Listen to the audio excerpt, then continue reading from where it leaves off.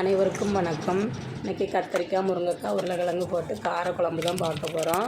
அதுக்கு சைடிஷ் வந்து அப்பளம் மட்டுமே போதும். சூப்பராக இருக்கும் பார்த்துக்கோங்க. அதுக்கு ஒரு பேனில் எண்ணெய் ஊற்றி கடுகு, சின்ன வெங்காயம் போட்டு தாளிச்சிருக்கேன். 2 பச்சை மிளகா, கருவேப்பிலையும் போட்டு நல்லா தாளிச்சிட்டு அதுக்கப்புறம் தக்காளி, உருளைக்கிழங்கு, கத்திரிக்காய், முருங்கைக்காய் இவ்வளவும் போட்டிருக்கேன் பார்த்துக்கோங்க. கத்திரிக்காய் நான் அதிகமாகவே எடுத்திருக்கேன். கத்திரிக்காய் வீட்டில் நிறைய இருந்து அதனால் 4 கத்திரிக்காய் எடுத்திருக்கேன். நீங்களும் இருக்க காய்கறியை போட்டு வைங்க. இது வெறுங்குழம்புன்னு சொல்லலாம், இல்லை புளிக்குழம்புன்னு சொல்லலாம், இல்லை காரக்குழம்புன்னு சொல்லலாம். நல்லா வேகட்டும்.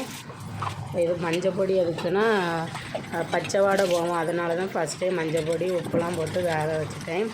இப்போ நல்லா வெந்துட்டு புளி கரைச்சி ஊற்றியிருக்கேன். ஒரு எலுமிச்சங்காய் சைஸ் அளவு தான் புளி. நிறையா புளி ஊற்றினாலும் ரொம்ப புளிப்பாக இருக்கும்.